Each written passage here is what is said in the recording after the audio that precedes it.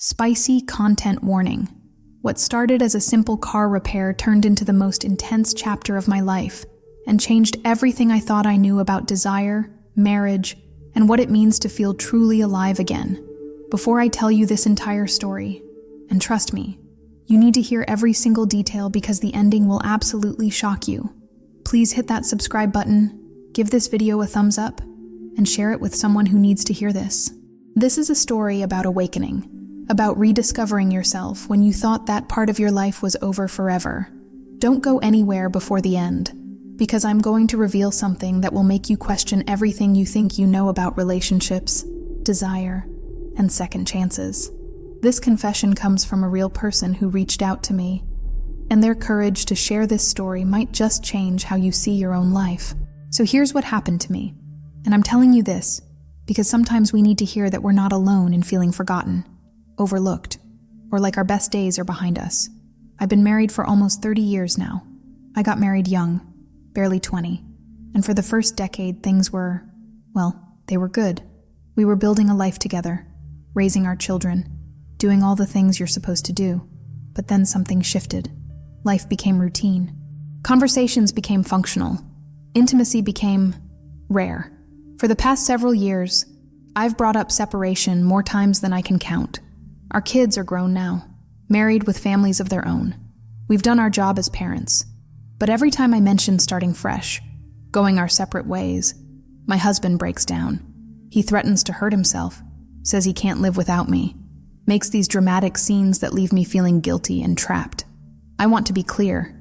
He's not a terrible man. He's not abusive or cruel. He's just present, like a roommate who happens to share my bed but rarely touches me anymore.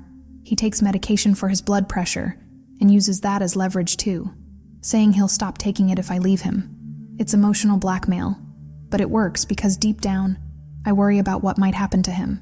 So I stay. We coexist. We go through the motions of a marriage that died years ago. I drive an older car, nothing fancy, but it gets me to work every day. About a month ago, I was driving to work when the engine started making these terrible sounds. The car was shaking, losing power, and I knew I was in trouble. I managed to limp into a mechanic shop that I'd passed 100 times but never needed before. I pulled into the garage area, and this guy came over, probably mid-30s, wearing work clothes that showed off a lean, strong build. When he asked what was wrong, I explained about the sounds and the shaking. He listened carefully, asked a few questions, then told me he'd need to take a look but that I probably wouldn't be driving home that day. Great, just what I needed. I told him I'd have to call for a ride to work, and we arranged for him to call me later with an estimate. He said to come by after work, and he'd let me know what we were dealing with. Here's the thing that surprised me. During my entire workday, I kept thinking about him. Not in any inappropriate way, just thinking about how he'd looked directly at me when I was talking, how he'd really listened, how long it had been since a man had given me that kind of attention. When I went back that evening, he gave me the estimate and I asked if I could put it on a credit card. He said absolutely, so I decided to go ahead with the repair. While I was getting my card out and he was running it through the machine, I noticed he kept looking at me, not just casual glances, really looking. I told myself I was imagining things. I mean, I'm nearly 50. I've had children. I'm not exactly turning heads anymore. But when he handed my card back to me, his fingers brushed against mine and lingered there for just a moment longer than necessary. The touch sent this electric feeling up my arm that I hadn't felt in years. He was looking directly into my eyes when it happened. And for a second, time just stopped. Then reality kicked in, and I thought, "You're a married woman. What are you thinking?" But I left that shop feeling something I hadn't felt in so long. I'd almost forgotten what it was. Desired. He told me to come back in 3 days to pick up the car. Those 3 days felt like the longest of my life. I kept replaying that moment, that look, that touch. I told myself I was being ridiculous, but I couldn't stop thinking about it. When I went back, he told me there had been some complications. A few unexpected issues had come up, and he needed more time. He wanted to show me what he was working on. We walked over to where my car was up on the lift, and he opened the hood to point out what he'd been doing. I leaned in closer to get a better look, and found myself standing very close to him, close enough that I could smell his cologne mixed with that clean scent of honest work. As I leaned forward to see what he was pointing at, I brushed against his arm. Instead of moving away, he seemed to lean into the contact. Then he turned slightly, and as he did, I felt his body press against mine. Just for a moment, but it was unmistakable, and so was his response to being close to me. In that instant, I realized this attraction wasn't one-sided at all. What happened next changed everything. He turned to face me fully. His hands found my waist, and before I could think or protest or worry about all the reasons this was wrong, he was kissing me, really kissing me, with a passion I hadn't experienced in decades. My hair was up in its usual practical bun, and he reached up and pulled it loose, running his fingers through it like he'd been wanting to do that since the first day we met. His hands were everywhere, my back, my face, tangling in my hair, and I felt completely alive for the first time in years. He pulled back just enough to look at me and asked if this was what I wanted. Every rational part of my brain was screaming that this was wrong, that I was married, that this was crazy. But a deeper part of me, a part that had been sleeping for so long, whispered back, yes. What followed was the most intense, passionate encounter of my entire life. Right there in the back of his shop, with my car still up on the lift nearby. We made love like teenagers who couldn't wait another second. He was gentle but urgent, experienced but attentive, and he made me feel things I'd forgotten my body was capable of feeling. The most surprising part? He was prepared. He had protection, which told me this probably wasn't his first encounter with a lonely customer. But in that moment, I didn't care. All I cared about was how alive I felt, how wanted, how absolutely electric every touch was. We didn't just make love once. After a few minutes of catching our breath and drinking some water, the desire was still there, still burning, and we came together again with even more intensity than the first time. When it was over, I could barely walk. I went to work that day in a complete daze, unable to focus on anything except what had just happened and how my entire body was still humming with satisfaction.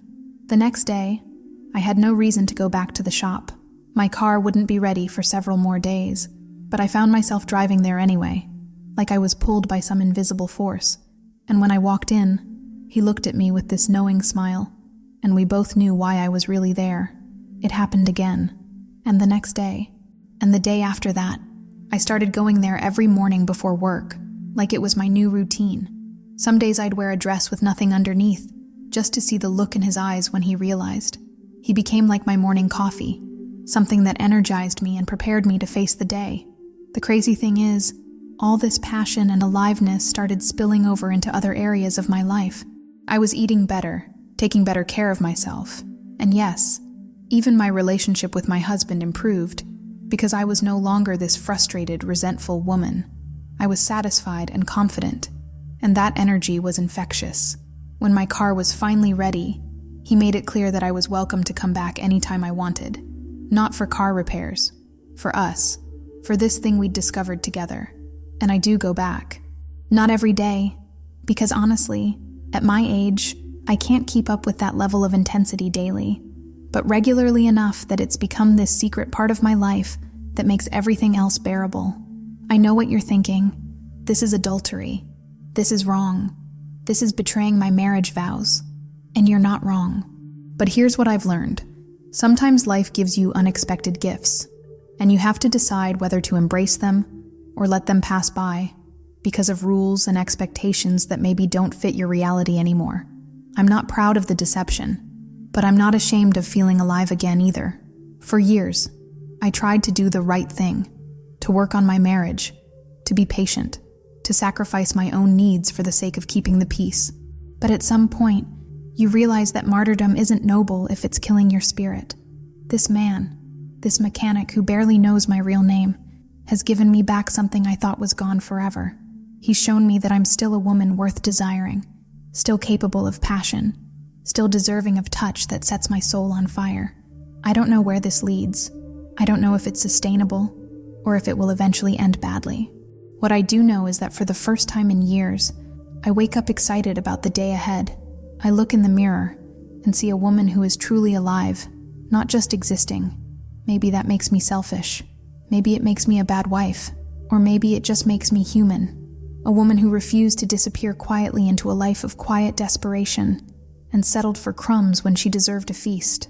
The most surprising thing of all, I'm not tortured by guilt like I thought I would be. I sleep better now than I have in years. I'm kinder to my husband because I'm not constantly angry and resentful. I'm a better version of myself in almost every way.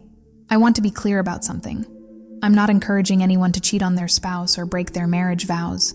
Every situation is different, and what works for me might be devastating for someone else. But I am saying this: don't let anyone else's fear or manipulation trap you in a life that's slowly killing your spirit.